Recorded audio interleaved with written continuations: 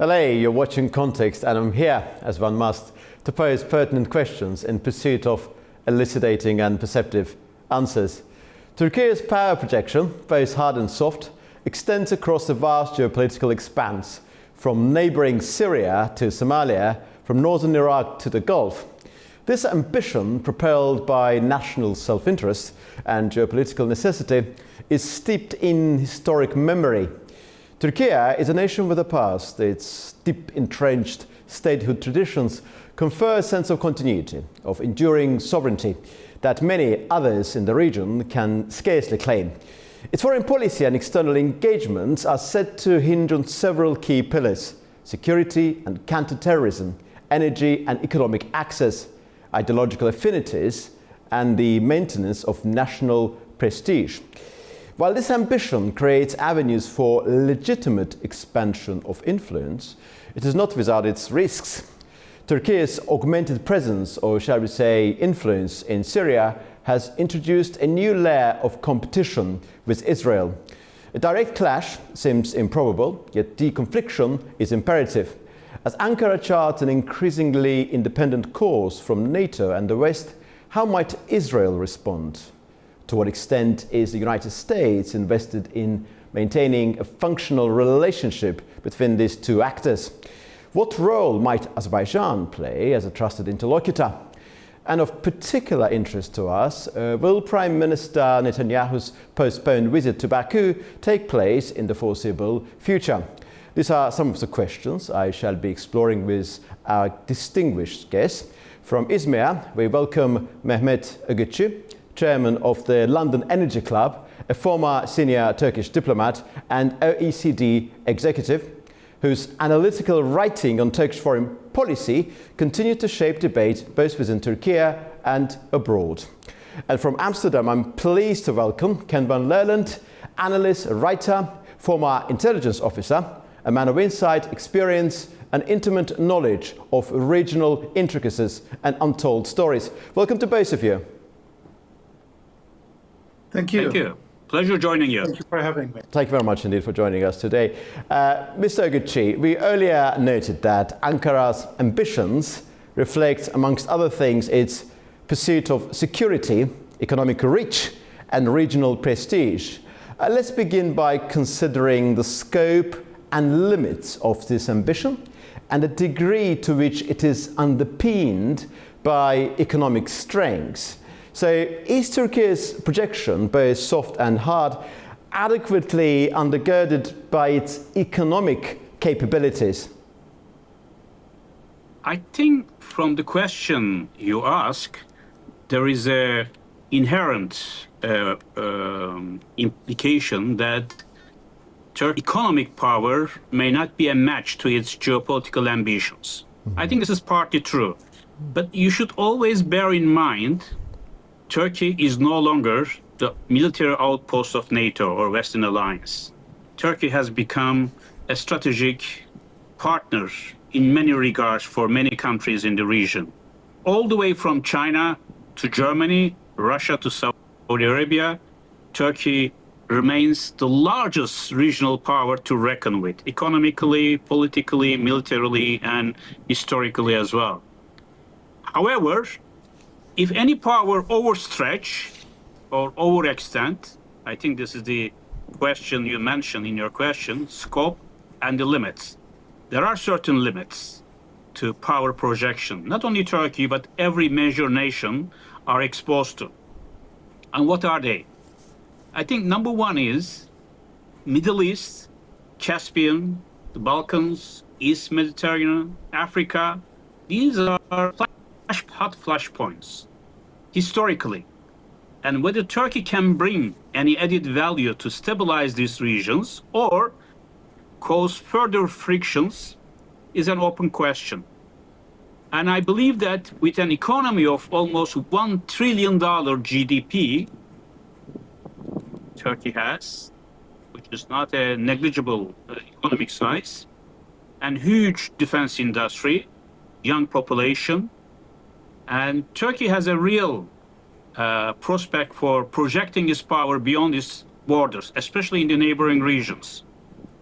However, how smartly Turkey is using its muscles, both physical as well as brain muscles, is a question mark in my mind as well. Turkey is overstretching its scope of projecting power from the Balkans to the Middle East, from the Gulf to Caspian and Southeast Europe and beyond, even Somalia and parts of Africa, competing with China in many regards. But if you are overstretching yourself like this, I'm in the business world now as well, in any company which can go beyond its capabilities and trying to expand as much as they can, the sad fact is that you end up with nothing, or you lose even the gains that you have made over so many years. Thank you. In that regard, yes, Turkey has a strong power. Turkey has the capabilities as a nation belonging to the Western Alliance, as a nation working with Central Asian republics, Middle Eastern powers, Gulf nations, African nations, yes, fine. But if you cannot manage it effectively to your interest, then you will end up in a very difficult situation.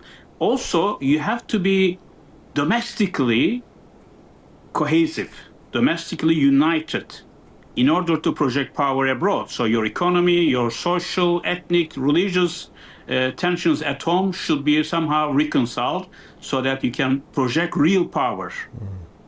I recall your paper written, Mr. Oguchi, a long time ago, back I think 2011, 2012. You used a very interesting formulation back then: internal consolidation leading to external assertiveness. That was back in 2011. I think you used that formulation. Mr. Löland, how comfortable is Israel with the rise of Turkey as not just regional power, but trans-regional power, and how does it perceive Ankara's expanding footprint in neighboring theaters?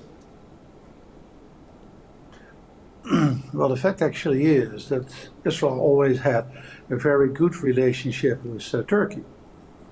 The relationship deteriorated because of the aspirations of Erdogan as the keeper of Islam and Al-Aqsa Mosque in Jerusalem.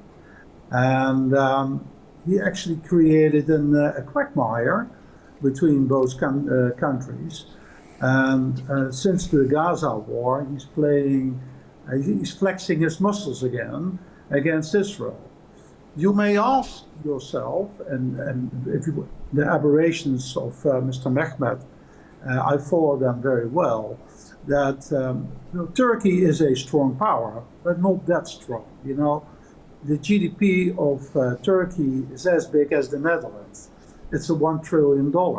That sounds a lot, but we, with 80 million inhabitants, produce as much as 90 million Turks.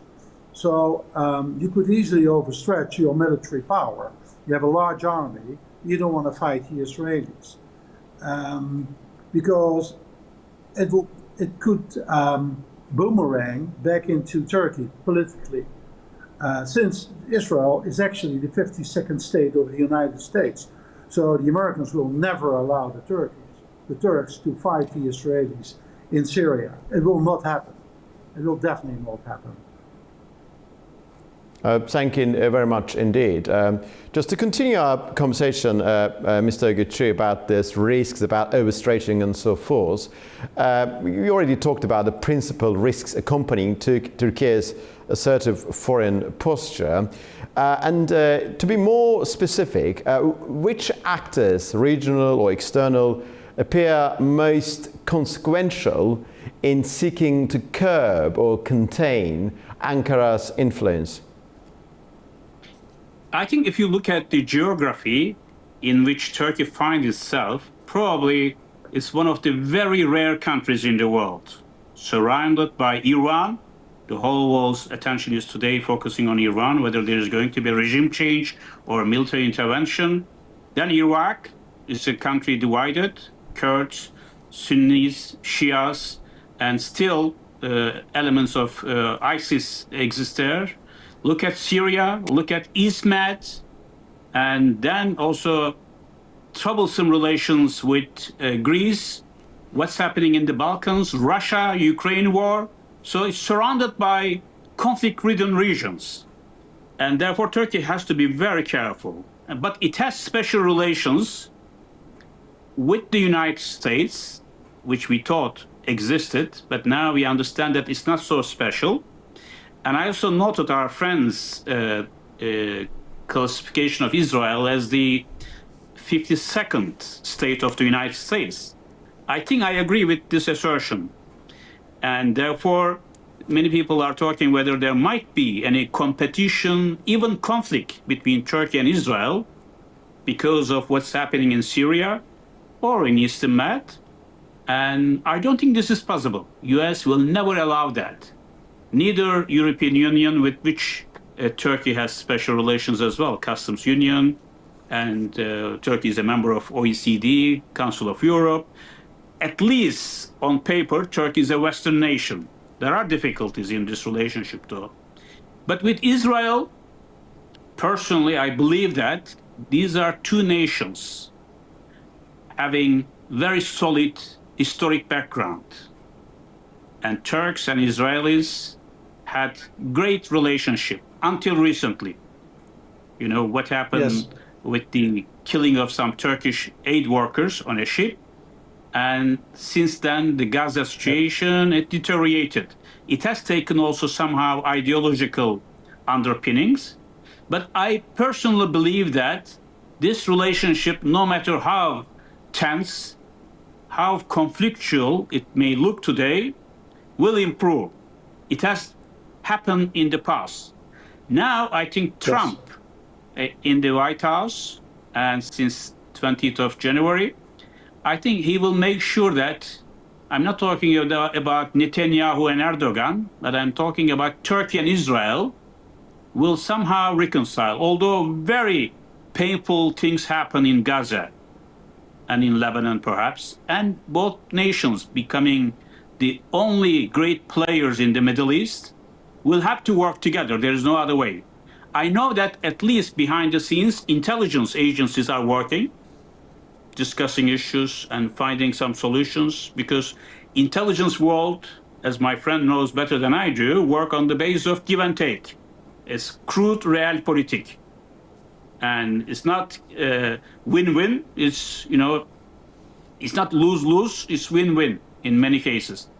Therefore, with a push from Trump, and I have no doubt that also with the eventual collapse of the Mullah regime in Iran, or military intervention, if it happens one day, there is a requirement that both Tel Aviv and Ankara should work together. Because now, thanks to Israel, the region has been somehow cleared of Iranian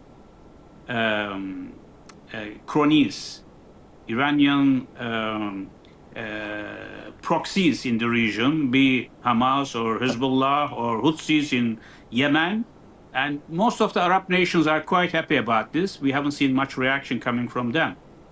But nothing can condone what Israel has done in terms of humanitarian disaster it generated in the region.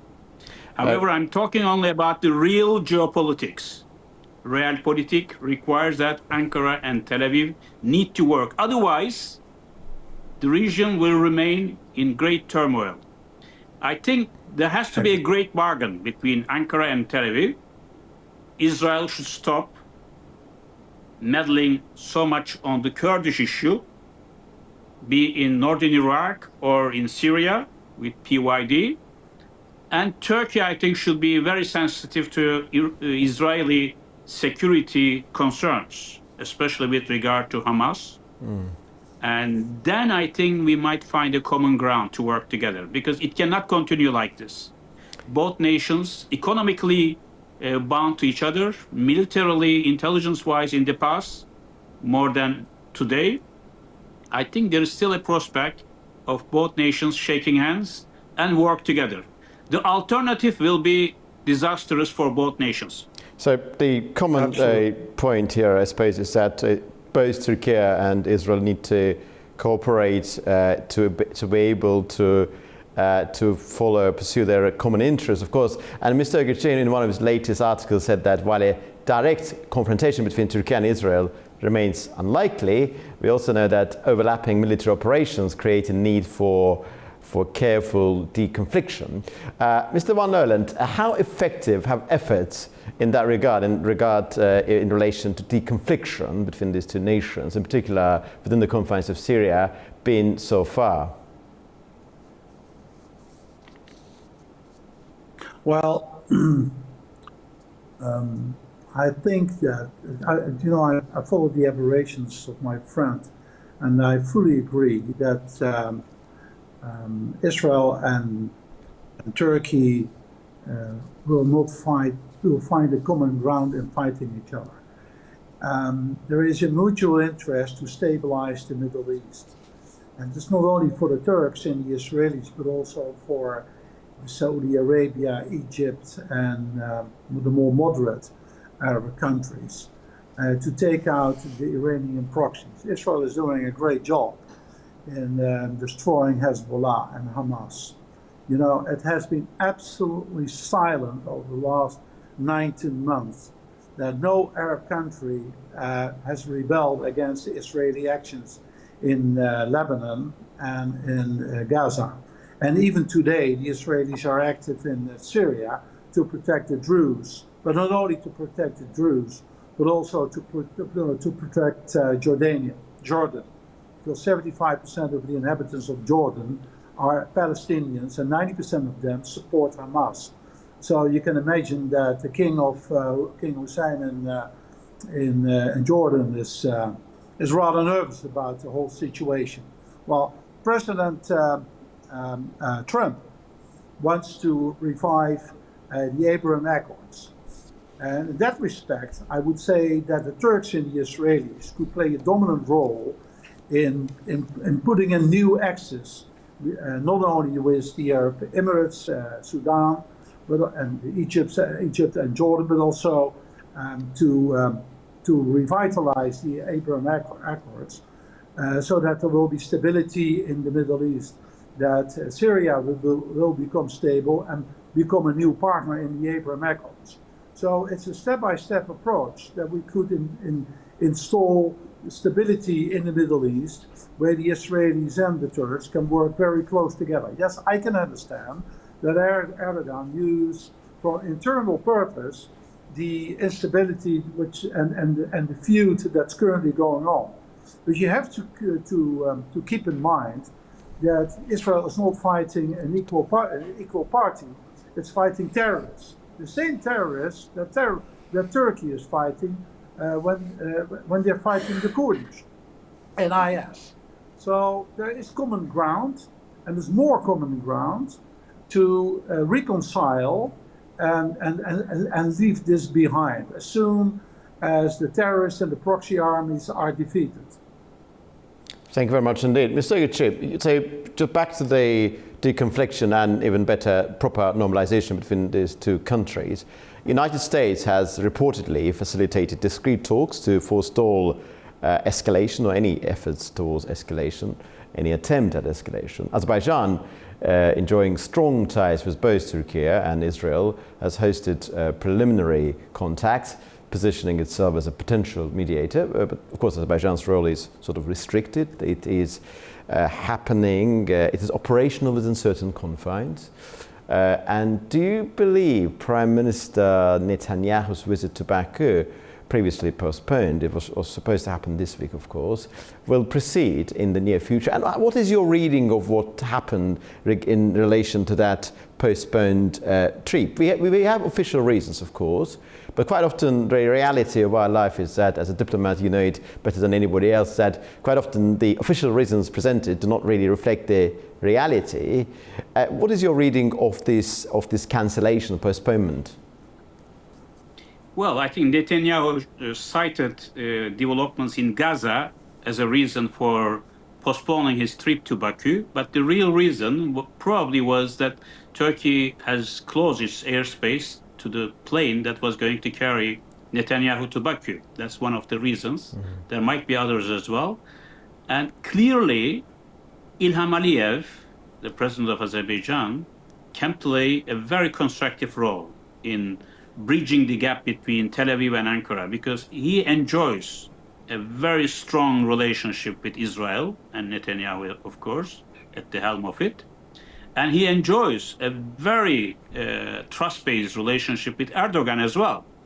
So if you need an interlocutor, a party that can bring two differing positions together, I don't think anybody could be in a better position than Azerbaijan in this regard. So I think I have full trust in Ilham Aliyev, president of Azerbaijan, to play that role. And he is willingly, I think, acting on this side. But the other more powerful, perhaps, player in this regard is Trump, because Trump is committed, fully committed to the security of Israel. And the United States think that if they are going to pivot away from the Middle East and ISMAC to Asia-Pacific, Indo-Pacific region, where the real US interests lie, then you need reliable partners to take care of what's happening in the region. In that regard, and Trump thinks that Saudi Arabia, Israel, and Turkey will be the cornerstone of the new regional order in the making. Absolutely. And if Turkey and Israel are not talking to each other, there is enmity between the two, and tensions escalating, I think the US policy will not work. Therefore, if Erdogan and Trump will be meeting anytime soon, because Erdogan invited Trump to Turkey officially, likewise Trump also has invited him to White House, and if this meeting takes place, there will be a number of issues on the agenda, but I think Turkish-Israeli relations will be probably on top of the agenda. Thank you. So that's the reason why I say, I bet actually, in a bold way, in the next 4 or 5 months, Turkey and Israel might be shaking hands again in a realpolitik sense. You may hate each other, you know, especially Netanyahu and Erdogan. I don't think that they love each other or they see eye to eye. But as you know, in the relationship between the nations, as it was Gladstone, I think the British Prime Minister in the 19th century saying that states do not have permanent enemies or friends. States have interest, and the interest will be guiding them. Therefore, in the new Middle East, I strongly believe that Israel and Turkey will have to work together. There is a new energy map emerging. There is a new security map emerging. Also, Abraham Accords will sooner or later bring Saudi Arabia also on the hold. And therefore, I think all indications show that there is going to be de-escalation of the conflict. And beyond that, there will be a handshake. Okay. Because it happened in the past as well. So deconfliction, to the normalization, handshake, and then after handshake, proper full normalization. Mr. Van Leeuwen, I would like to pose my last question to you. So what role might Azerbaijan realistically play in fostering dialogue between Turkey and Israel? And how might these dynamics influence broader regional security and other matters? I mean, because Azerbaijan, Turkey and Israel would form one triangle. There has been some talk about Azerbaijan, Israel and US forming another sort of triangle, Israel sort of mediating between Azerbaijan and US.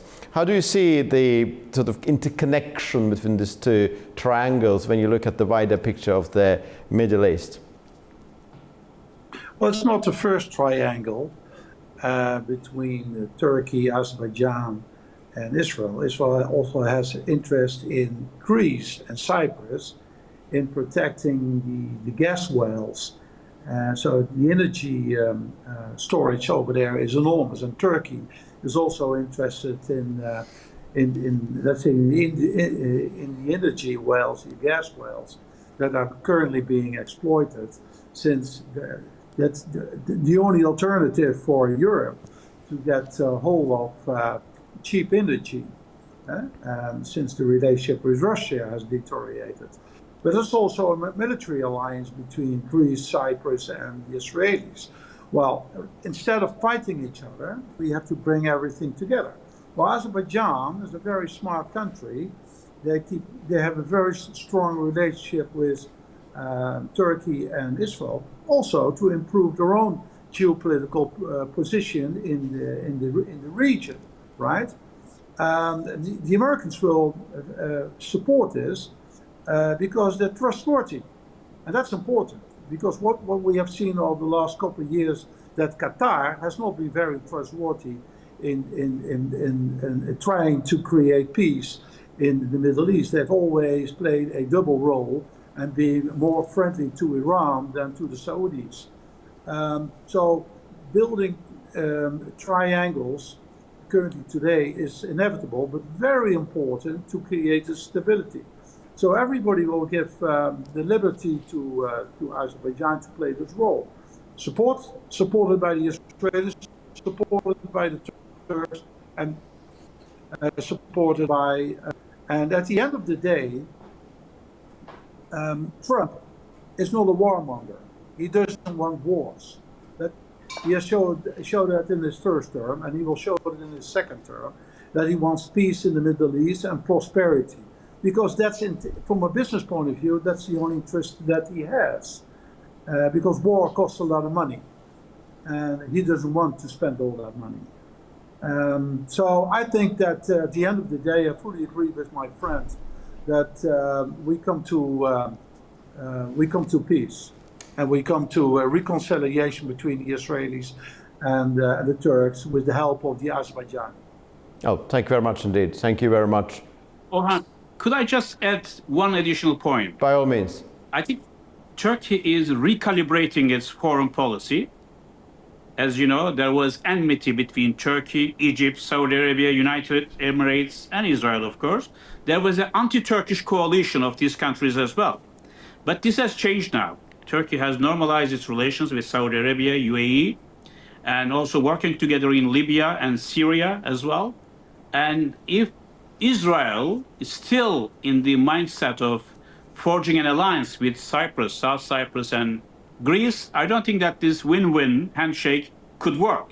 So therefore, I think Israel has to follow a balanced strategy in the region as well, not to the exclusion of Turkey. Because if we exclude Turkey, which is the biggest power to reckon with in the region, in the East Med or wherever you look at it, then there will be serious trouble. So we will forget about the normalization or handshake. Therefore, we should not disturb each other on critical issues that affect us, be on energy issues, be on the Kurdish or Hamas issues, or Israeli, Greek, and Cypriot alliance vis-a-vis Turkey. So we have to forget about this. So in order to make East Med a really resourceful and peaceful zone for all of us to prosper. On the basis of this conversation, Mr. Gucci and Mr. Van Leerland, I just realized that the original description that we did choose for this program, Turkey and Israel, ambition and equilibrium, did indeed prove to be the right one. Thank you very much indeed for your time and for your answers. Pleasure. Thank you very much. Yes. Turkey's assertive foreign policy is reshaping the geopolitical landscape of the Middle East. As Ankara navigates complex relationships with Israel, NATO, and key regional players, the balance between strategic ambition and unavoidable risks remains precarious. The outcomes of these engagements will, in all likelihood, shape the contours of the region's future. And we are here to observe and reflect upon the matters of this nature. This is Context. See you very soon indeed.